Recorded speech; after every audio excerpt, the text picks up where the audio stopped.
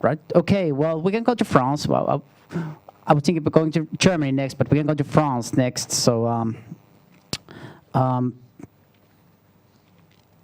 so our next speaker is a professor emeritus of internal medicine and geriatrics, teaching geriatrics, gerontology, and gerontechnology at the Sofia Antipolis University. I'm sorry about of my pronunciation. He has held many positions in several international organizations. For example, he has chaired the International Society for Gerontechnology, ISG, and has been the vice president of the IAGG, which is the International Association for Gerontology and Geriatrics. So please welcome Professor Emeritus Alain Franco.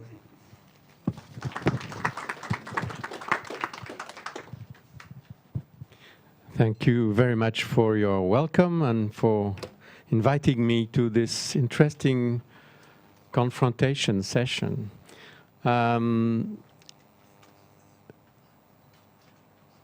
France's population is growing, but you see that between 2005 and 2050, the major increase is coming from the top. Some figures. The French total population is 65 million. The 60 plus are 15 million. Expected 20 in 2030 or 24 million in 2060. Life expectancy is here, 78.4 for men, and you see the big difference. Women are really good in France, not men. The dependency is 8% for the 60 plus and 20% for the 85 plus. There is a dependency allowance. I'll speak about that in a few minutes. France's budget for the allowance is there are 1.2 million French persons age 60 plus who are able to receive the dependency allowance. There are 4.3 million caregivers, and there are some public expenses for dependents, 24 billion euros. And we see that in a few minutes. But positively, there are 5 million 60 plus French citizens engaged in social active participation. They are mayors, they are policymakers, they are in the private sector, in the public sector. It's interesting to see that aging in France is a progressive phenomenon. Since the French Revolution, we know that the mortality and the natality are going down progressively. So probably this gives us a kind of time to act. Well, to be very short on the description of older people, let's say that you see on the graph down that women are more isolated, loneliness than men. This is probably the main social problem. So home care is an important issue. Is there a French model for aging policies? Well, France aged 400 years. France is a centralized nation and culture. There is a Republican solidarity culture with liberty, equality, fraternity. You know about that, probably. Social security was founded since 1946 by General de Gaulle. And his assistant, Pierre Larocque, founded not only the Social Security, but in 1962, he founded the first internationally known aging policy. Well, let's say that in 1999, there has been published a nursing home policy for quality, security, and funding. Alzheimer's national plans from different governments, from the right side, the left side, had a continuous action for Alzheimer's diseases. We are speaking now about silver economy since 2013. And as you know, French love to change the laws, and we are preparing a new law in 2014 called Adaptation to Aging. So what are the actors for the French political challenges for society's adaptation for aging? First, the state for the strategy. Second, the local administrations for engineering and services. And third, the civil society, open now for mobilization. There are challenges, and the current challenges for Luc Broussy, author of one of the last reports for the government about aging. We need housing adaptation, intermediate accommodation between personal house and nursing home, cities adaptation, transports adaptation, territorial local adaptation, population aging as a resource. Aging population is a resource, even an economical research for the country. We must recognize that. This is very, very important to say and to do. Gerontechnology and silver economy, older people's family integration, detection and fighting against ageism, segregation by age, which is present in France, and services, single access and governments. How can we go to the service? And it's very complicated to get the services when you're a French old citizen. So we have to organize that with a single access for everybody. It's easier. What is the money coming? In the future law, there are only, unfortunately, only 645 million euros per year for increasing home care, for increasing prevention, and different issues in the society's adaptation to aging. Is there a right for healthy aging? It's very interesting because the last 1st of October, a few days ago, was the release of the second issue of Global Age Watch Index. It's very difficult to know and to measure how people are, how countries have a good policy for active and healthy aging. So for those who didn't read this Professor AGGIR Scale from Southampton work, and I must say, gracious to Help Age International, we can compare Finland and France. The Global Age Watch Index is a composite index with income security, health status, capability, enabling environment. Perhaps you can read how this index is composed.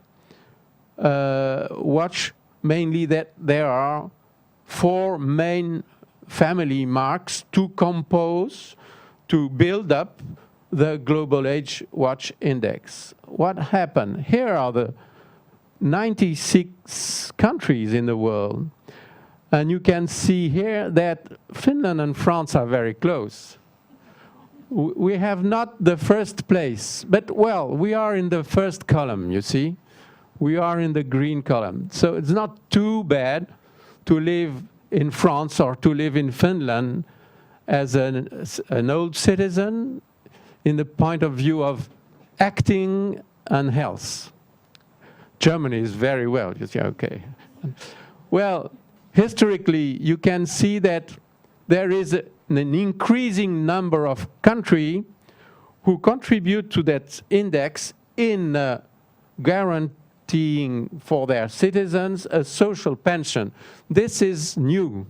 It was not new for Finland in the 60s and not so new for France. Denmark, UK were the first to give allowances. This contributes very significantly to the good index. Well, let's go back to the index. You see France and Finland. The bad part, let's say the bad part of our indexes is in orange, in the third column, in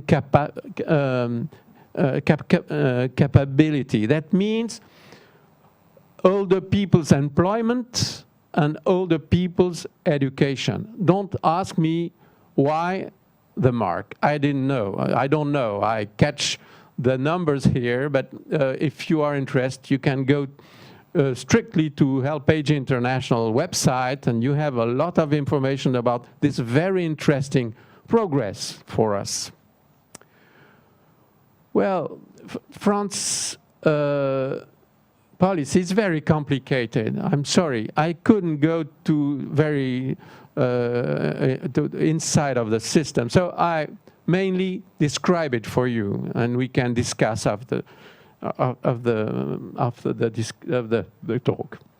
There are for the home. I am speaking about home care. This was the issue. Hospital care at home, nursing services at home, specialized nursing, rehab, and social teams on Alzheimer's. This is new. Geriatric mobile units or psychogeriatric units, mobile at home. Geriatric day hospital, day care centers, emergency temporary accommodation, respite platforms, hospital platform, and teaching hospital in geriatrics. We can say that this is the geriatric network in France. Let me speak a few seconds about AGGIR. This is the official French scale to measure disability. And we need that measure to give personalized allowances. So this is the scale, official scale. You need to fill 17 items, and you give a scale in 6 degrees from 1, the worst dependent stage, to 6, the normal functional person. There are some controversy, as the scale is not perfect. I have no time to discuss about that. Now let me speak about the national allowance for dependent older persons. We call it APA in French, Allocation personnalisée d'autonomie.